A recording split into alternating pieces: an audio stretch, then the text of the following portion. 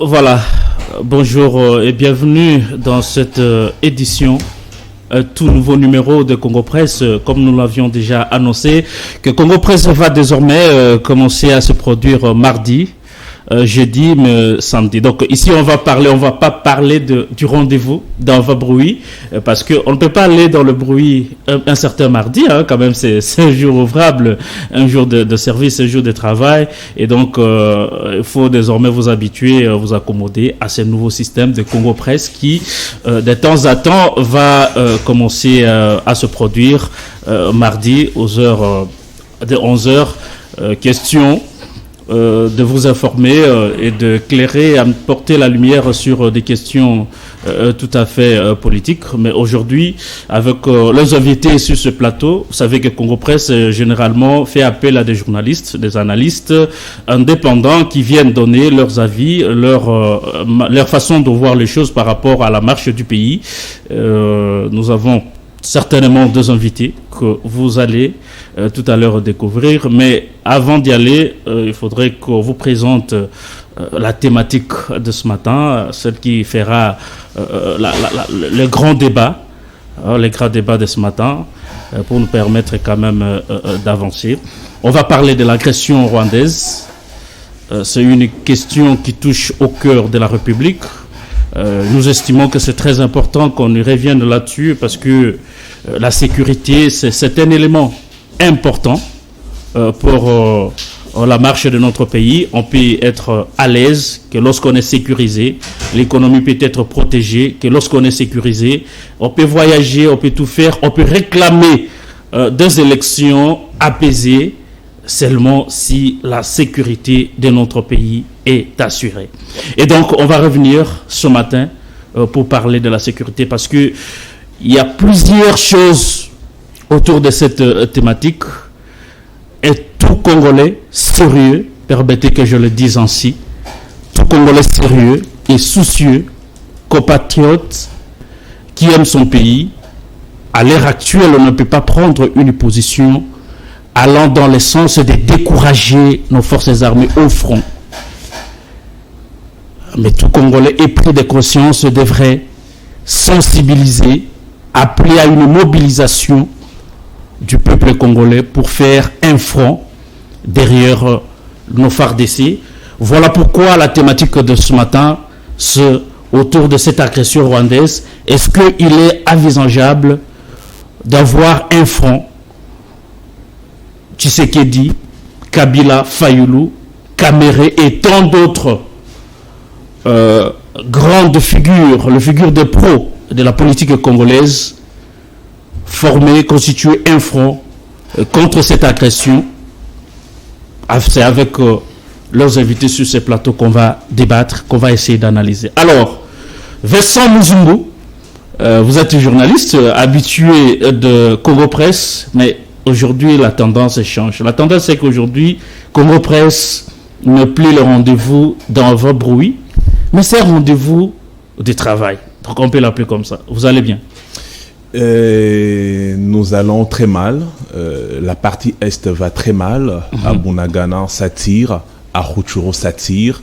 Ici à Kinshasa, nous sommes également victimes de ce qui se passe dans la partie Est. Cette action de barbarisme qui est menée par un pays voisin. Nous ne pouvons pas dire que nous sommes bien portants. Nous sommes tristes. Et nous avons un sentiment de tristesse à un niveau très élevé. Mais le Congo va finir par redorer les blasons ternis par le passé, par les ennemis qui envient ceux qui est dans les sous-sols du Congo. Merci. Merci beaucoup. Le pays va mal, mais nous espérons que ça va aller. Parce que j'aime lorsque quelqu'un me disait si la RDC va demeurer faible, c'est parce que nous-mêmes ne sommes pas unis. Et lorsque nous allons comprendre que cette question de sécurité ou d'agression fait appel à tout le monde et chacun de nous a sa partition à jouer, je crois que ça sera très important et que cette situation sera réglée. Ben Kayembe, vous êtes avec nous ce matin pour parler République démocratique du Congo. Comment le pays se porte et quelles sont vos impressions par rapport à la marche. Merci beaucoup pour l'invitation, Francis. Déjà, nous avons demandé ça il y a bien longtemps, il y a belle lurette, nous avons demandé que ces rendez-vous d'avant-bruit n'étaient pas suffisants pour nous. Il faudrait avoir d'autres jours aussi. Donc c'est un soulagement. C'est un soulagement parce que maintenant je sais que si je ne suis pas là les samedis, peut-être que je serai là les mardis ou peut-être aussi les jeudis. Ça veut dire qu'on a assez de temps pour passer, échanger parce que c'est un rendez-vous qui est désormais beaucoup de personnes attendent pour avoir un éclairage sur certaines questions d'actualité. Je vous remercie pour ça. Je remercie aussi la direction des programmes des CML13 pour cette occasion. Surtout le directeur général de France, lui qui coordonne la marche de CML13 Télévision. Il a quand même répondu à notre demande. Nous le remercions pour ça. Mais sinon, les pays, vous savez, le pays va très mal. Nous ne voulons pas... Alors, je l'ai dit l'autre fois, on fait un effort de s'abstenir, de ne pas dire des choses qui frisent peut-être la traîtrise, comme on le dit ces derniers temps. On va traiter les gens des traîtres. Mais moi, ici, j'aimerais commencer par une inquiétude, une note de déception, si je peux l'appeler comme ça. Ah, vous avez une note de déception? Oui, si je peux l'appeler comme ça. Je me posais une petite question. Je ne suis pas plus intelligent que tous ces gens qui ont suivi le communiqué de Patrick Mouyaya, mais je vais juste laisser une question. Je me dis, lorsque parmi les résolutions, on nous dit qu'on va, n'est-ce pas, accélérer ou augmenter ou accentuer la force de frappe de nos FARDC, je me demande qu'est-ce qu'on va insinuer par là. Est-ce que c'est une façon de nous dire qu'avant, on faisait un effort de ne pas frapper fort et que maintenant, on va faire un effort pour frapper fort? Parce que lorsque vous allez tout simplement réajuster, lorsque vous dites que vous allez augmenter après 2 mois où une partie de la République démocratique du Congo est touchée, ça veut dire qu'il y avait possibilité d'augmenter et que pendant 2 mois, vous avez fait un effort de ne pas augmenter la force des frappes. C'est des questions que je me pose. Je ne donne pas de réponse pour ne pas friser la traîtrise. Je vais me limiter par là. Alors, on prend la grande thématique. J'aurais souhaité placer un petit mot vite fait à un questionnement des... vous voulez répondre tout de suite? Voilà. Alors réagissez comme ça, on va avancer. Réagissez par rapport à ce que merci beaucoup. Le confrère se demande pourquoi ce n'est pas... Est-ce qu'il fallait attendre le moment? Dire que le gouvernement va pouvoir accentuer la force des frappes de nos FARDC pendant que nous sommes en guerre il y a belle lurette. Non, mais je pense que c'était... une communication très responsable, à mon avis. Ce n'est pas pour autant dire que par le passé, il n'y avait pas une sorte de punch sur le terrain. Il y avait du punch sur le terrain. Il y avait un travail de titan qui a été fait. Mais cependant, ce sont des mesures, cette fois-là, des restrictions qui ont été prises lors du Conseil supérieur de la défense. Et comme étant une haute institution se réunit, cette institution a été présidée par le chef de l'État et qu'à l'issue de ces conseils supérieurs de la défense, une batterie de résolutions a été prise. C'est dans ce sens que l'on a dit de pouvoir mettre encore du punch sur ce qui a été fait. C'est pas pour autant dire que ce qui était fait par le passé était moindre ou amoindri. Non. C'est une façon de dire maintenant là, les choses prennent une autre tournure parce que les conseils a pris à bras le corps cette problématique de l'Est de la République démocratique du Congo. Merci. Je crois que vous avez suivi la réaction de Vincent Muzungu par rapport à votre préoccupation. Vous n'aviez fait que poser la question, voilà. Il a été très propre pour vous répondre. Alors, est-ce qu'on peut imaginer, au stade actuel, les pays est agressé, il y a d'autres localités, d'autres cités récupérées ou sous... Maintenant, commandement du M23, on voit toujours le M23, malheureusement, c'est le Rwanda qui est derrière le M23. Est-ce que la question que je vous pose maintenant est celle de savoir, est-ce qu'il est envisageable qu'on obtienne un fonds constitué essentiellement de Martin Fayulu, Félix Tshisekedi, Vital Kamerhe et tant d'autres politiques qui sont des figures des pros aujourd'hui, malgré les divergences, malgré nos problèmes internes, est-ce qu'il est envisageable qu'on obtienne un fonds de tous ses opposants, de tous les politiques de l'Union sacrée pour faire face à cette situation, cette problématique qui est l'agression rwandaise aujourd'hui? Merci beaucoup Francis Otuli pour la question, mais avant que je puisse m'exprimer là-dessus, je voudrais d'abord revenir sur une situation qui me préoccupe tant, c'est cette déclaration du porte-parole adjoint du gouvernement rwandais, un certain Alain Mukurarinda, qui a traité le gouvernement de mon pays comme étant un gouvernement qui n'a pas un leadership. Il dit que nous sommes un gouvernement qui passe tout son temps à pleurnicher. Alors, je voudrais tout simplement rappeler à l'opinion qui nous suit que c'est de bonne loi de voir un vice-porte-parole du gouvernement qui a réputé ici de menacer l'intégrité territoriale de notre pays, de déclarer haut et fort que nous avons un leadership faible entre Kinshasa et Kigali. S'il faut parler en termes du leadership, il est clair que c'est Kigali qui a un leadership faible et amoindri.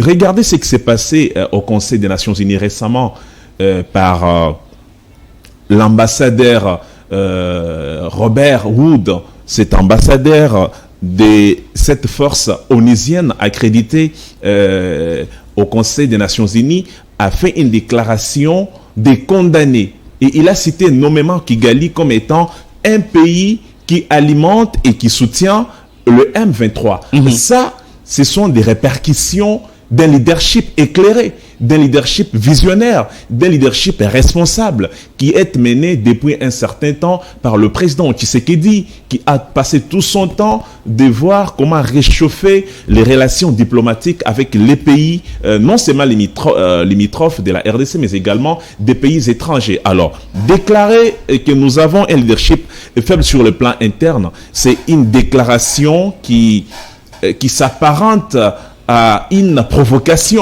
Mais est-ce qu'il n'a pas raison? Parce que lorsqu'on regarde au niveau interne, on a un problème. On a un seul ennemi, un ennemi commun, c'est le Rwanda. Mais apparemment, le pays semble être un peu distrait, les autorités et d'autres politiques. Chacun les recherche de ses objectifs parfois privés. Mais on ne sent pas d'autres Congolais s'engager à cette question. Est-ce qu'il n'a pas raison de dire non. Au niveau interne, on a un problème? Il n'a pas raison. Il n'aura pas raison, même quand il va quitter cette terre des hommes, il n'aura pas raison.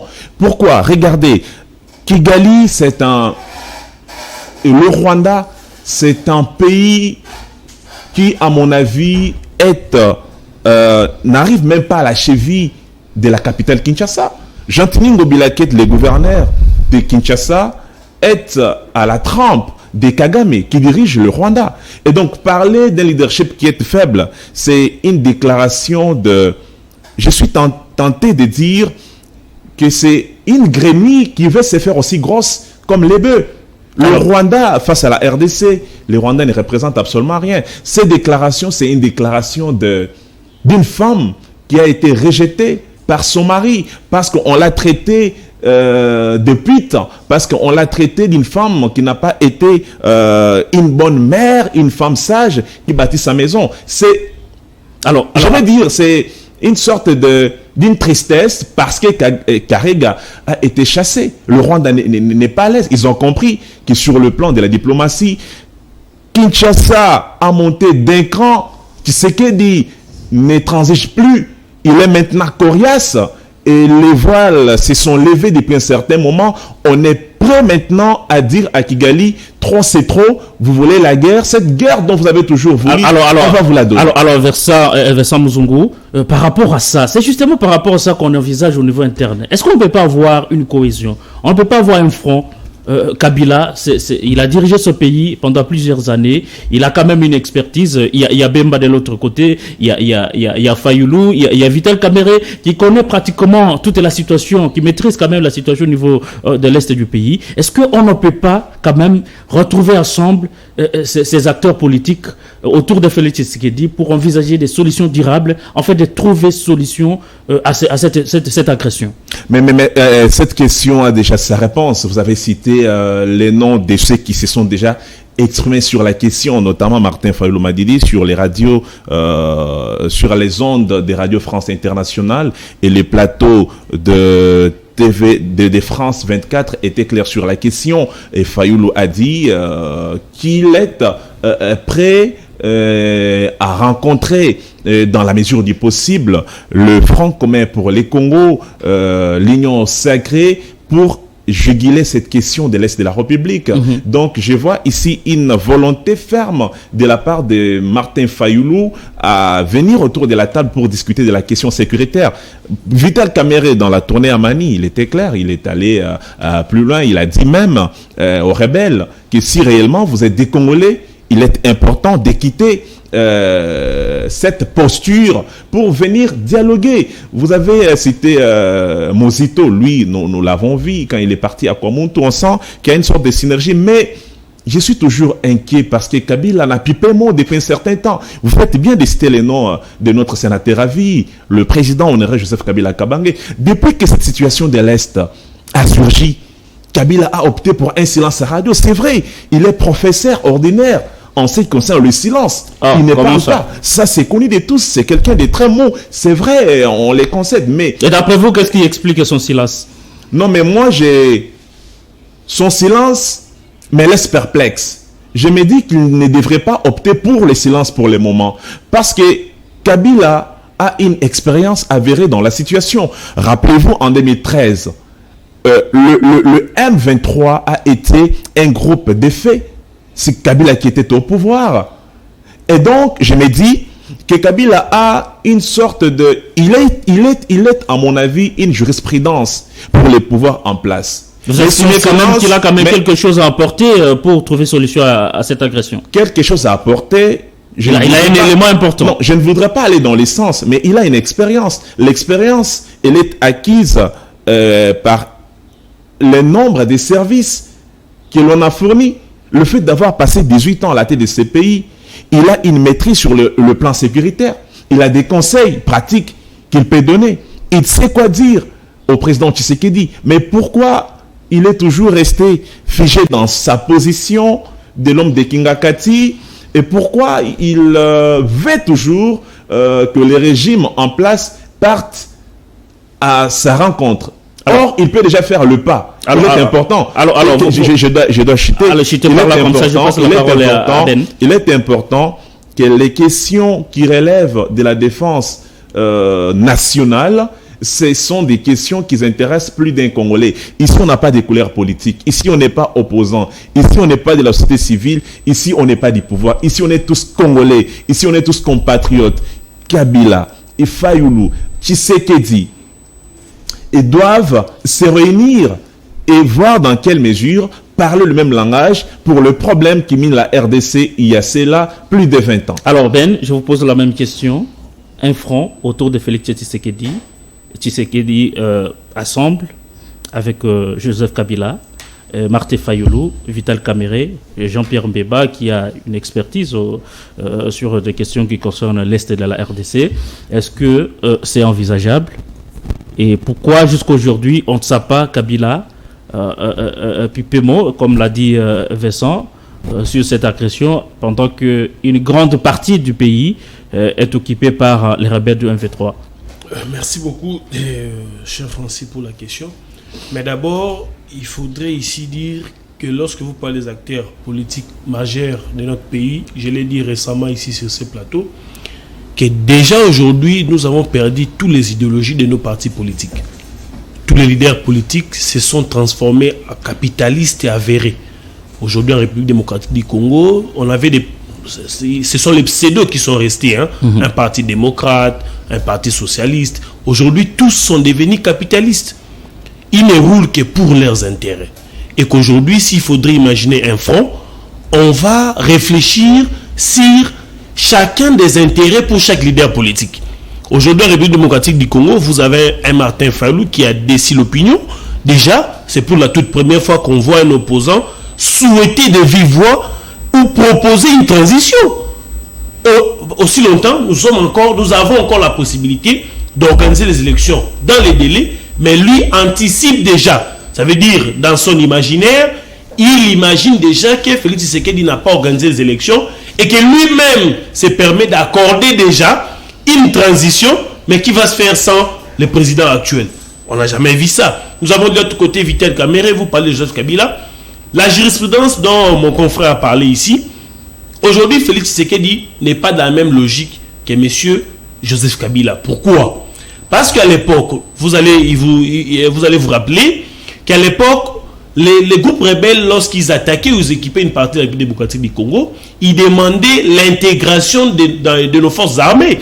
Et pour certains des cas, ils l'ont obtenu. Ça veut dire qu'est-ce qui s'est passé? Ils se mettent autour d'une table, ils dialoguent. Après, il faut donner des places de choix. On va avoir 5 majors, 5 colonels. Et c'est comme ça qu'on arrive à obtenir la paix dans la partie Est. Mais aujourd'hui, Félix Tshisekedi s'inscrit dans le schéma où il ne veut pas négocier avec les rebelles. Je me pose la question, que viendra faire si jurisprudence ou si expérience Joseph Kabila en a? Que viendra faire cette expérience dans le schéma où Félix Tshisekedi n'envisage pas d'aller dans ce sens? Attendez un peu. Félix Tshisekedi est dans la logique plutôt, d'après ce que vous dites, de ne pas négocier avec le rebelle, intégrer, non seulement intégrer, mais dialoguer avec eux. Il n'est pas dans cette logique. Alors que de l'autre côté, il y a Joseph Kabila, qui a une expertise et qui a une expérience de gestion du pays pendant plus de 20 ans. Lui n'est pas dans la logique de Félix Tshisekedi, c'est lorsque vous dites. Mais entre ces deux logiques, Tshisekedi ne veut pas négocier avec le rebelle parce qu'il estime que les revendications de rebelles du M23, surtout qu'il y a une main, et c'est le Rwanda qui alimente la situation de sécurité à l'Est. Il juge, il estime qu'il est tout à fait anormal de négocier avec des gens qui collaborent avec les ennemis de la République, avec des revendications non fondées, et donc pour lui, il ne peut pas les rencontrer. Mais si Kabila vient avec, c'est là où je pose la question, si Kabila vient avec cette logique de négocier, de répondre positivement aux revendications du M23, vous ne trouvez pas que de l'autre côté, Tshisekedi peut avoir raison de ne pas rencontrer ses ennemis? Merci beaucoup Francis, mais vous venez encore... Parce que ces gens-là, ils ne viennent que demander, exiger, par exemple, leur intégration, avoir des postes politiques au niveau du pays. Mais après, ils ont tué des Congolais, ils ont violé à l'Est. Est-ce qu'on va continuer toujours à répondre à leurs exigences? Je suis en train de dire que Félix Tshisekedi n'est pas dans ces schémas-là. Mais à l'époque, on a connu ces schémas-là. Ça veut dire qu'aujourd'hui, l'approche de Félix Tshisekedi et l'approche de Joseph Kabila sont dans les antipodes. Ça ne peut pas se rencontrer. Donc ils ne peuvent pas être ensemble pour réfléchir à cette question. Joseph Kabila qui est habitué à faire des dialogues et à proposer, n'est-ce pas, l'intégration de ces rebelles en République démocratique Congo, dans nos forces armées ou dans les institutions. Vous avez Vital Kamerhe qui propose les mêmes schémas. Vous avez par ailleurs, d'ailleurs Moïse Katumbi qui ne dit rien. Vous avez Jean-Pierre Bemba, jusqu'à preuve du contraire, n'a fait aucune proposition. Mais tous ces gens-là ne vont pas, les idéologies ne vont pas dans les mêmes sens. Laissez les vieux calmes, ils se contentent du pouvoir et de quelques ministres au sein du gouvernement. Mais non, ça veut dire que lorsque vous les citez parmi les figures de proue démocratique du Congo, ça veut dire qu'ils doivent apporter une pierre dans la construction de l'édifice. Ça veut dire si aujourd'hui, moi j'aimerais ici dire, le front est possible, mais je vois très mal Félix Tshisekedi accepter de le faire ouvertement parce qu'il ne faudrait pas ignorer. Ici, c'est un jeu politique. Nous tendons vers les élections et que Félix Tshisekedi, même si, je dis bien, c'est pour une cause noble, le fait pour lui de faire appel aux autres, ça je le dis bien, j'insiste sur l'aspect politique. Pour lui, le fait d'appeler les autres à venir autour d'une table et à apporter des solutions, ça voudrait en quelque sorte dire que Félix Tshisekedi est bité. Ça voudrait dire en quelque sorte que Félix Tshisekedi est déjà contre les murs. Politiquement, ça aurait un langage. Aujourd'hui, ça aurait un langage. Parce que vous vous rappelez, lorsqu'il a fait pour l'Union sacrée, on a vu un chef de l'État asphyxié, ça veut dire arriver à son terme, ça veut dire, il s'est dit, mais finalement, comment je peux avoir les mains liées comme ça? Il faudrait faire un miracle pour obtenir ne serait-ce qu'un souffle en termes de ma politique. Il a fait, aujourd'hui, il respire. Ça veut dire qu'il s'est imposé sa vision à lui. Lorsqu'on parle même de la vision de l'union sacrée. Mais maintenant là, faire appel encore aux leaders politiques, en quelque sorte, ça donnerait un message pour dire, bien évidemment, on a tout tenté, ça ne marche pas, venez un peu, on va voir qu'est-ce qu'il faudrait faire politiquement, ça aura un autre langage. J'aime la réaction de Vincent. J'aime beaucoup la réalisation de CML 13 Télévision parce que c'est très professionnel. Lorsque vous discutez autour de personnalités, on vous balance tout de suite ces personnalités. Donc ça fait vraiment très bien. Merci beaucoup à Merveille Vango pour ces éléments. Non, mais je voudrais rappeler à Ben. Allez-y. Je voudrais rappeler à Ben il s'agit, chers confrères, de la sûreté nationale. Nous parlons du Congo. On ne parle pas des élections. Il faut mettre cette question d'abord entre les guillemets, entre les grandes parenthèses que nous ouvrons ici et fermons vite fait. Et quand vous parlez des approches, vous avez dit que vous voyez des mauvais œils cette possibilité de Félix Tshisekedi de rencontrer Joseph Kabila Kabange. Non, mais ici, il est question de rencontrer Kabila comme étant un consultant, parce que ça vaut la peine. Non seulement consultant, mais c'est comme un citoyen congolais. Le pays va mal. L'Est de la RDC est sous-occupé. Bunagana est entre les mains des rebelles. C'est vrai, les FRDC, les forces loyalistes avancent d'un cran. Nous saluons les prouesses.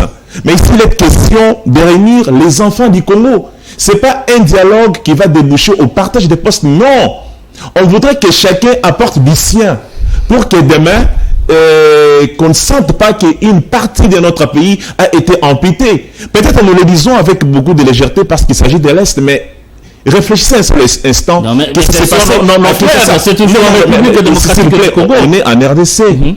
Mais si c'était à Kinshasa et que la situation dont on est en train de discuter ici, c'est une situation qui se passe ici à l'aéroport international d'Ndjili. Nous ne serions pas ici en train de faire. Il y a eu un problème à quoi C'est-à-dire, mais on n'écarte pas les problèmes. C'est-à-dire, on met tous les problèmes sécuritaires dans le même sac. Et ici, je voudrais rappeler à Ben, c'est vrai, je suis d'avis que vous disiez qu'à l'époque, il était question d'écouter les revendications des rebelles. Et ça, le président Kabila avait accepté le brassage. Mais vous avez suivi plus d'un Congolais. Nous avons toujours dit non à la négociation avec les rebelles. Ce n'est pas seulement Félix Tshisekedi qui a dit non, mais nous, population, la société civile, la société civile a compris que nous sommes infiltrés jusqu'aux dents. Cette infiltration a comme soubassement le fait que nous ayons connu le brassage par le passé. Et on ne voudrait pas revivre la même situation. Parce que vous le savez autant que moi, que les armées de par le monde entier sont aussi des armées fortes quand ils ont un service de renseignement aguerri. Mais quand au départ, nous, on est infiltrés, c'est-à-dire même notre service de renseignement ne sera pas à mesure de faire du bon boulot. Voilà pourquoi on a toujours dit non, cette fois-là, de coopérer avec les rebelles. J'ai suivi même l'homme de l'Azado, M. Katende, qui a tweeté en disant que le président Tshisekedi ne commette pas l'erreur qu'avait commise à l'époque son prédécesseur, Joseph Kabila Kabange, de faire le brassage. Mais ici, nous voulons que ces leaders, vous les aviez traités des leaders, des figures d'éproux, que ces figures d'éproux qui ont connu la pluie et les bons temps en RDC se parlent comme des Congolais, parce que le dialogue en Afrique, c'est cet arbre à palabres qui nous aide en maintes reprises de discuter de ce qui ne marche pas pour dissiper les malentendus. Mais merci Vincent, je reviens. Mais il y avait encore un aspect, s'il vous plaît. Je vais revenir tout à l'heure. Que je finisse, l'idée va me perdre. Ben a dit, quand il a pris la parole, qu'il regrettait du fait selon lequel l'idéologie ne serait plus d'actualité dans presque tous les partis politiques. Moi, je vais souhaiter que Ben relativise, parce que c'est vrai, il y a des partis mallettes. Moi, je n'inscris pas totalement en faux, mais j'ai dit qu'il y a des partis mallettes qui n'ont pas d'idéologie, mais il y a également des grandes formations politiques qui ont d'idéologie, et ces idéologies sont toujours d'actualité jusqu'à l'heure actuelle. Alors le prendre dans un sac, ça serait aussi jeter un colibé sur ces grandes formations. Cette question des fronts, qui sera nécessairement constitué de politiques congolais, c'est parce que aujourd'hui, on a l'impression comme si on charge tout sur Félix Tshisekedi, mais avant Tshisekedi, il y avait un président de la République qui aujourd'hui vit tranquillement chez lui, en quelques kilomètres du centre-ville de Kinshasa. Joseph Kabila est dans son coin, il vit tranquillement. Avant Kabila, il y avait un autre président, il y en avait, il y en aura. Mais aujourd'hui, on a l'impression comme si on veut centraliser la question de l'Est. Bien sûr, Tshisekedi est le garant suprême des institutions. Il est le commandant suprême de forces armées et il a une grande part de responsabilité dans cette question de l'Est.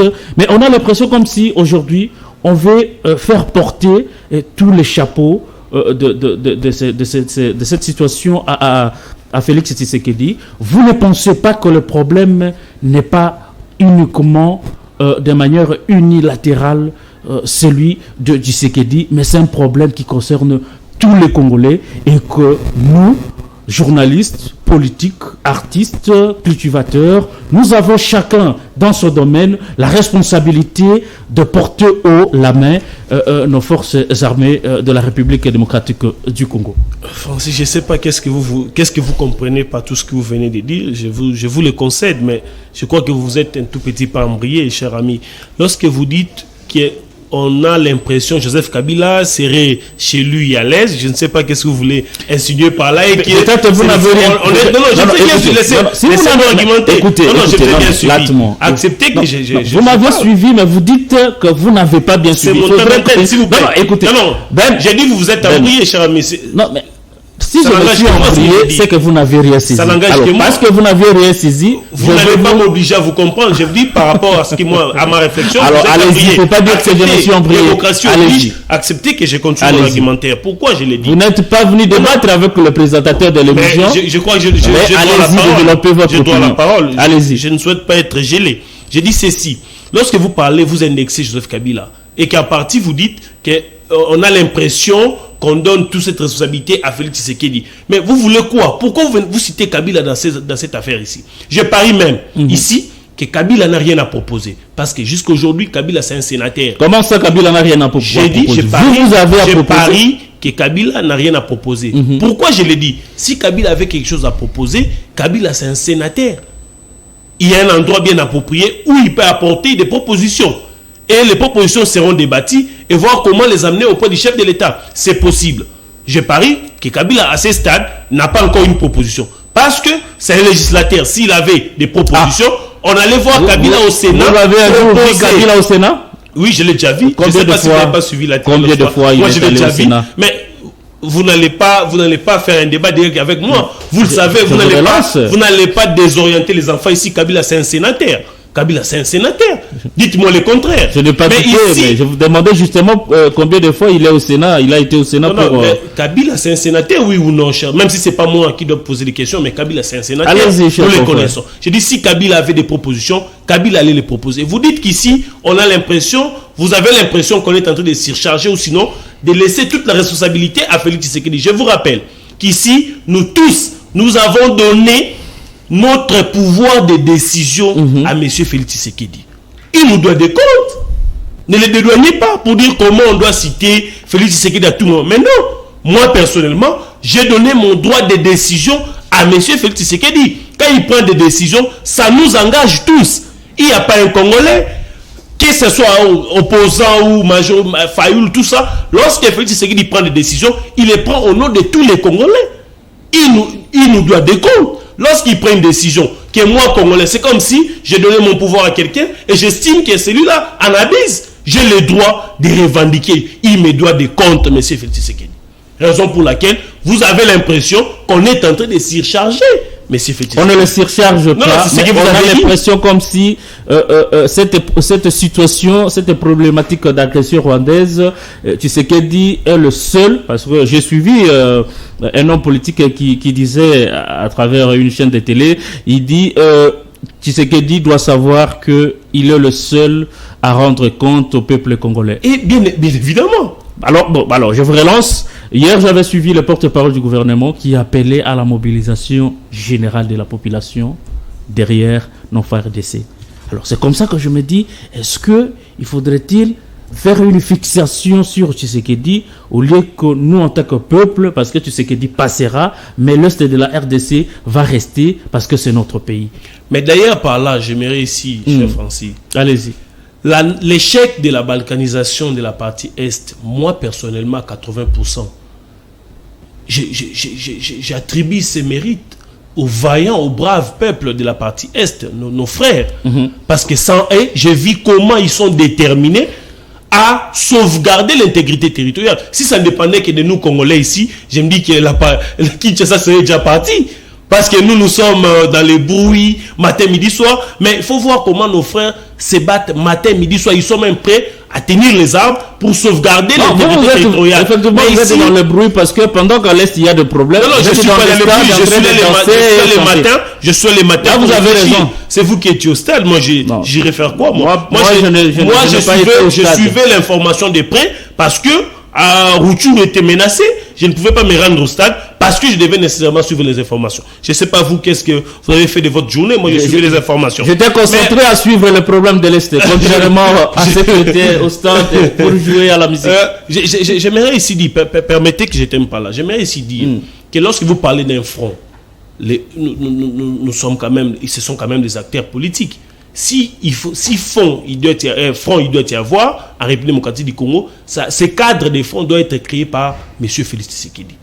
C'est par lui que les autres acteurs politiques verront. C'est à lui de faire le pas. Mais vers les autres, c'est la coutume. Vous voulez quoi? Que matin, il faut se réveiller un bon matin.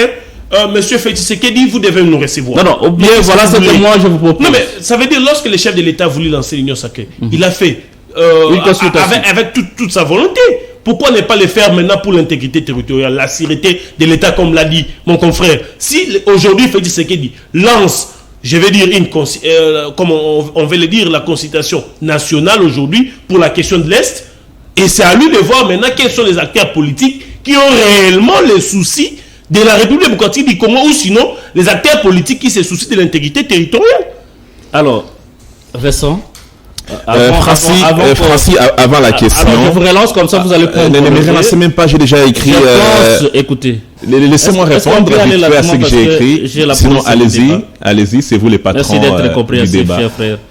Alors, par rapport à la position de la RDC, vous avez vu que l'ambassadeur du Rwanda en RDC a été quand même déclaré personne non grata en République démocratique du Congo, et il est sorti par le Congo d'en face comme un petit chien. Vous ne pensez pas que c'est un bon début pour la RDC, pour le régime de Tshisekedi, de chercher de répondre, parce qu'on a longtemps déclaré il faut que Karega quitte Kinshasa, Rwanda nous agresse, mais quand même c'est une bonne réponse à Kinshasa, Karega de notre pays. Alors vous allez prendre la même réaction de Ben.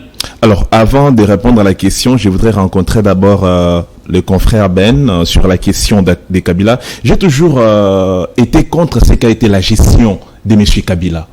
Parce que je pense que Kabila au pouvoir, rien n'a été fait. C'est un avis que j'ai toujours assumé. Et ce qui a été fait 18 ans durant, ce sont des actions qui ne méritent pas d'être encensées.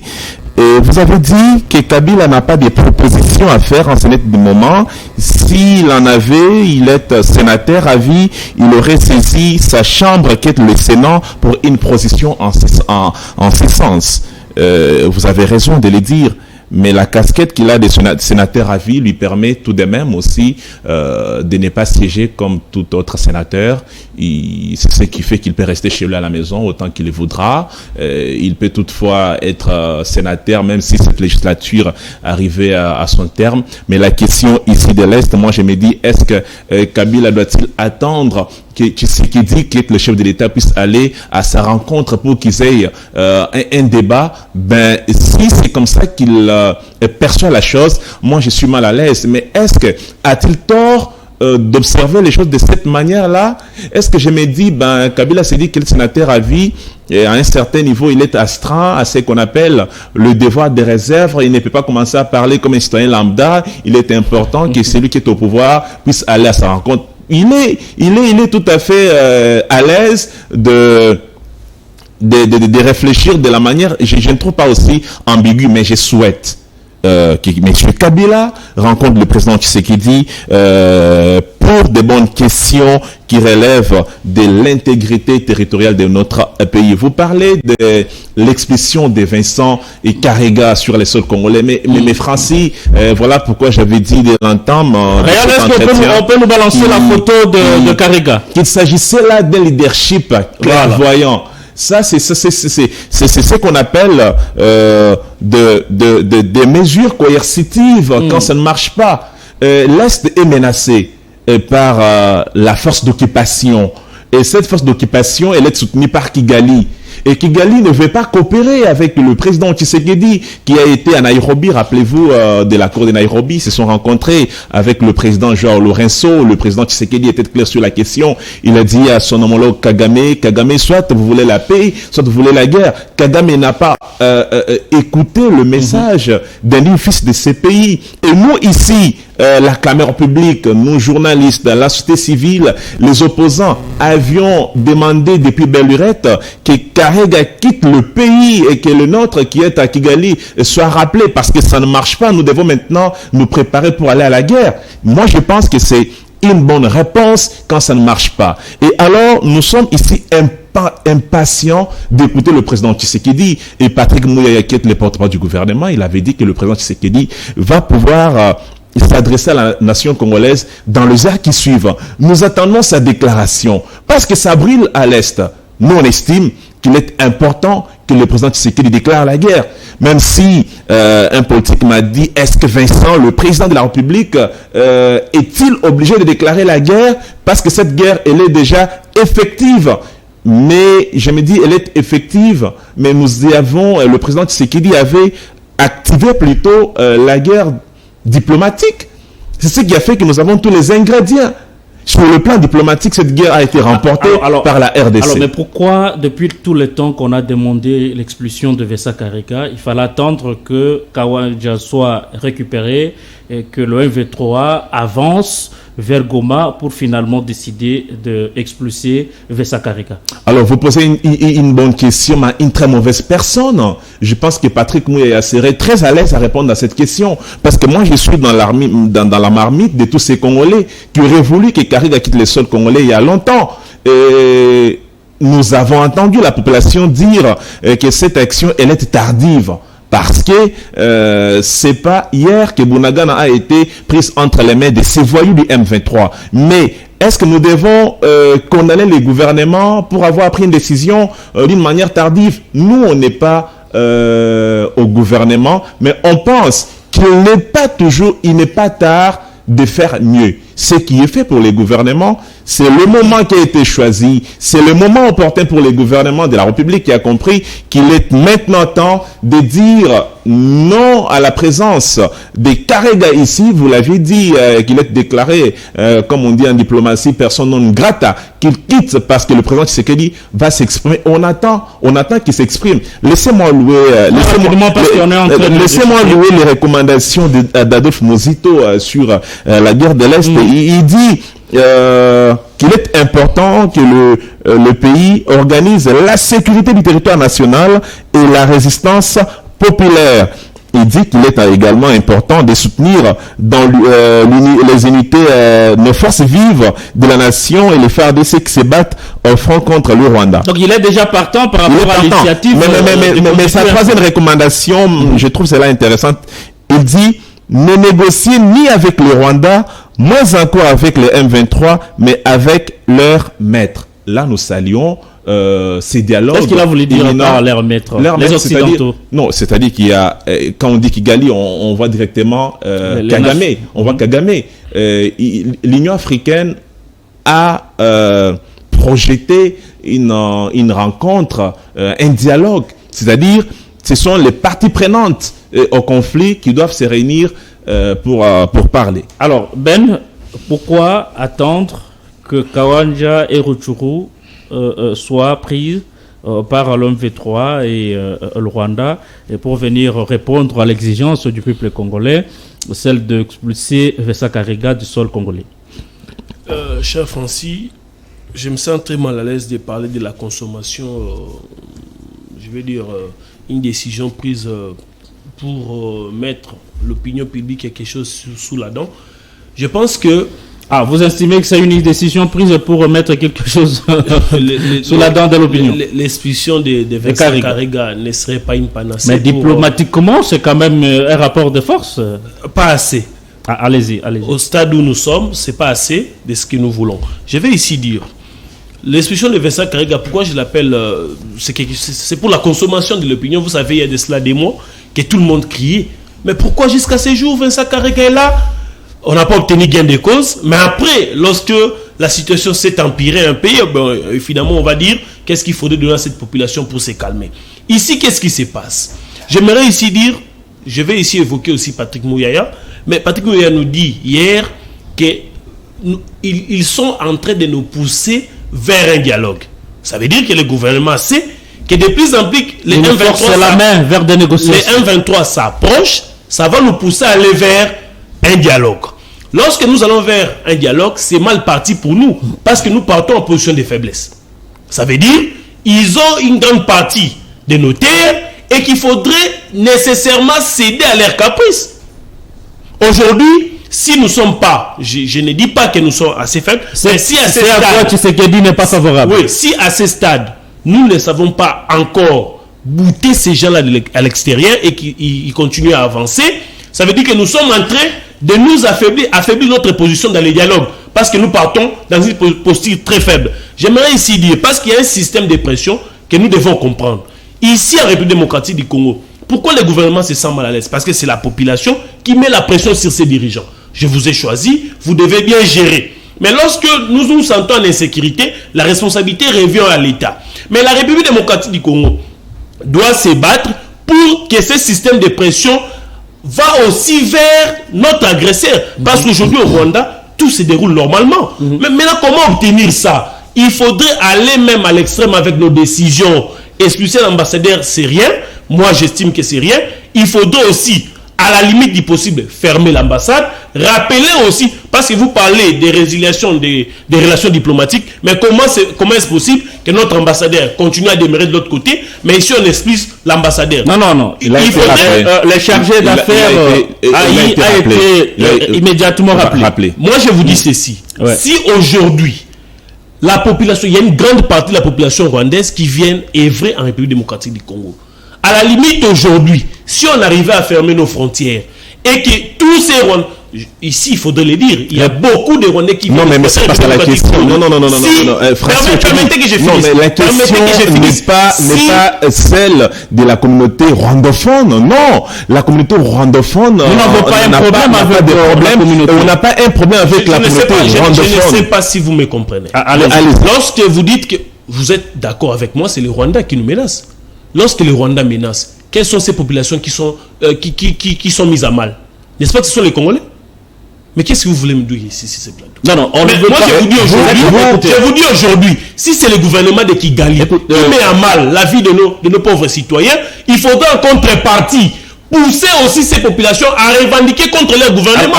On peut pousser aujourd'hui la population rwandaise à aller contre son gouvernement. Et ce gouvernement se sentant aussi en inquiétude, comme notre gouvernement se sent ici. Non, moi j'ai suivi. Le porte-parole du gouvernement a dit hier, je l'ai suivi à l'ACTNC, il a dit qu'on veut insinuer que nous avons un problème avec la communauté rwandophone. Je ne parle pas des communautés. Ce qui est tout à fait faux et archi faux. Le problème, c'est Kagame et son armée qui nous agressent. Et donc, faut qu'on enlève cette hypothèse. Ce n'est pas la République démocratique du Congo voudra avoir un problème avec toute la communauté rwandophone. N'est pas une parole de l'évangile, cher ami. C'est ce que je n'ai pas aussi dit. Je vous rappelle seulement ce qu'il a dit. Au Rwanda, lorsque nous attaquent, est-ce que quand ils attaquent, est-ce que ça touche Patrick Mouyaya? Est-ce que ça touche Félix Tshisekedi? Ça touche les pauvres citoyens. Mais ici, je vous dis ceci. Qu'est-ce qui se passe lorsque le Rwanda nous attaque? la population n'est plus en sécurité, il met la pression sur qui? N'est-ce pas que c'est les dirigeants? Et que si aujourd'hui, nous voulons que Kagame se sente aussi mal à l'aise, il faudrait aussi que la population rwandaise, je ne dis pas qu'on va toucher à l'intégrité, il faudrait que les intérêts aussi du Rwanda... Alors, non, je pense que les confrères Ben auraient mal cerné la question. Attendez. On est en train d'enterrir, il faudrait qu'on atterrisse en douceur. J'aime ces jeux de contradiction, parce que ça donne... une connaissance à l'opinion et il faudrait qu'on soit clair. Vous avez des éléments à réagir par rapport à la prestation de tout à l'heure. Oui. Et vous avez pratiquement, parce qu'on doit enterrir, on nous fait signe de la régie que nous avons quand même un peu dépassé largement en attendant un autre programme. Je voudrais que vous résumiez un peu et donnez votre avis par rapport à la thématique, votre conclusion. Et vous réagissez directement à la prestation de Ben Kayembe. Merci beaucoup. Par rapport à la thématique, je pense qu'il est important. L'heure est grave, comme dirait Bokechu Ayamo. Je pense qu'ici, on n'a pas besoin des colorations, d'une certaine coloration pour nous diviser. Quelqu'un a dit, ce qui nous unit est plus fort que ce qui nous sépare.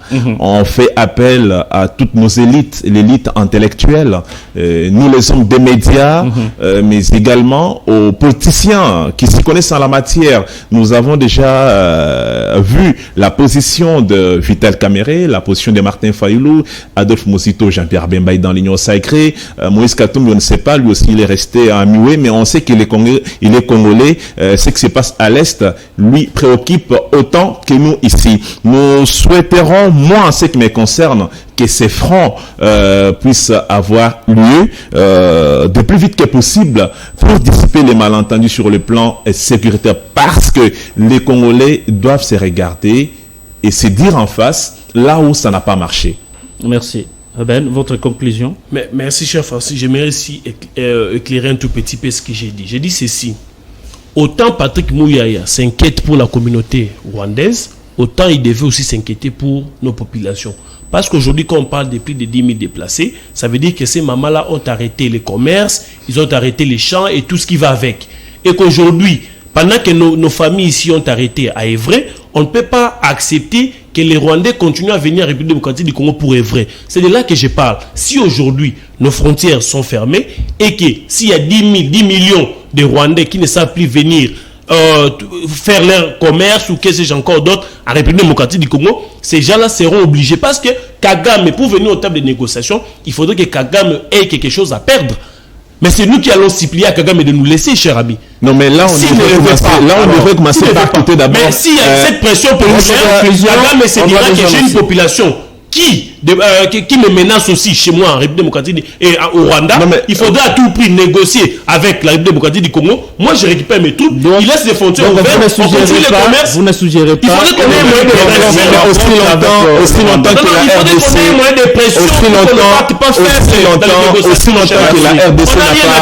aussi longtemps que la RDC n'a pas quitté East African Community, on ne peut pas fermer les frontières comme ça, parce que la zone commerciale, elle revêt une place très capitale. Alors, merci beaucoup dans ces conflits, dans cette guerre. Merci à vous, Francis Ochudi, pour l'invitation. Merci à Ben Kayembe. Merci, chef. Je voudrais, avant de désannoncer cette émission, je voudrais m'adresser de manière très spéciale à un confrère ou à certains confrères qui sont dehors de la République démocratique du Congo et qui pensent qu'ils peuvent s'attribuer le droit de s'attaquer de manière aussi fatale aux autorités congolaises parce que l'Est de la RDC est occupé. Non, la République démocratique du Congo reste notre bien commun. Nous n'avons pas deux pays. Nous autres, nous n'avons pas encore choisi d'autres pays d'asile. Mais si vous avez choisi votre pays d'asile, vous êtes en exil, il faut respecter et sachez que nous n'avons que la République démocratique comme pays. Et donc nous avons intérêt à nous unir, à unir nos forces, nos énergies pour défendre ce pays jusqu'au sacrifice extrême. Et donc, merci. De manière exceptionnelle aussi, parce qu'il s'agit de Vincent, qui souhaite un anniversaire heureux à Cheikh Tabala. C'est de la part de Vincent Muzungu. Merci à vous de nous avoir quand même suivis.